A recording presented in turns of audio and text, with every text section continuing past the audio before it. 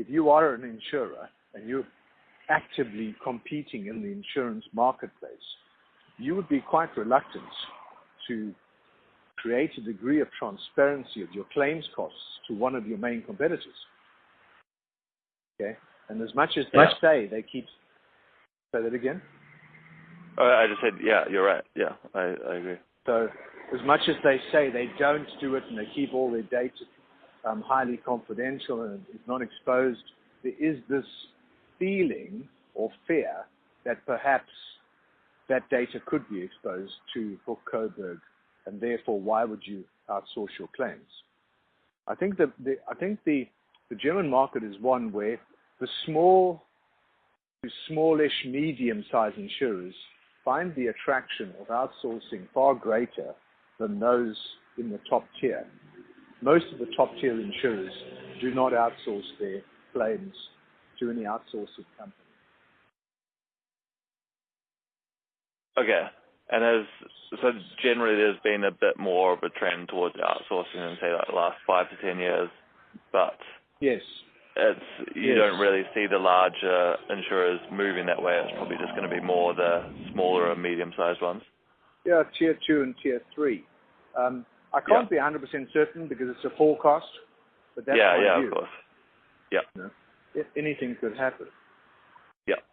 But you know, the labor industry is very, very strong, far stronger and far more organized than in any other European. Actually, France is also quite strong, stronger than the UK.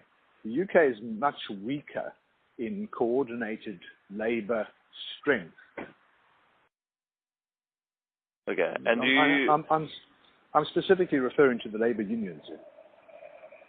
Yeah, no, exactly. Do you not see the cost? So the cost of repairs are significantly higher in Germany. Yeah. And there's also an oversupply of, body shops and car repairers. Do you not see that kind of dynamic bringing costs down at all, or do you think it's mainly because the labor unions are very strong? It just means basically the repairers have to pay them that much, otherwise they'll just go out of business. My view is that we won't see a significant move in the cost of repairs, and there's a number of reasons for that. One you've mentioned, which is the strength of the labor movement there, because the cost split, if you take the breakdown of a repair, the cost split between labor, parts, and panels are your two primary components. I think I mentioned this last time. It's the same in every territory. So in Germany, you're probably north of 50% on your labor, 52, 55%, maybe around that figure. Okay, whereas in other territories you're probably at 45, 42, 46, something like that. So labor plays a really important part here, and there's no way in hell the labor rates are going to go down. They always only go one way, and that's up. Okay.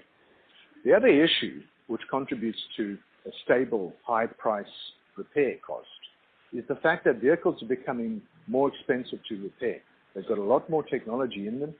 A small front-end impact today costs probably twice what it cost 10 to 15 years ago, simply because the whole front of the vehicle is pumped full of technological equipment, from sensors to radar to infrared.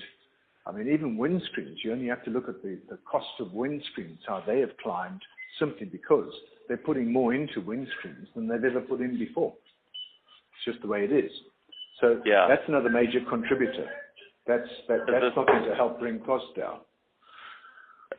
Is this, are we seeing this technology decrease the rate of accidents? Yes. Decrease the volume of claims? Well, there's two factors involved there. Number one, people are driving less. Okay, they're covering less kilometers. That is because of congestion. You only have to look at the Dieselgate scandal to see how diesel cars have been impacted. In Germany, it's quite a strong diesel market. Price, cost of living. And whilst Germany has probably suffered less so from this reduction in kilometers or miles being driven, because their standard of living is by far one of the highest in Europe, what is certainly apparent is that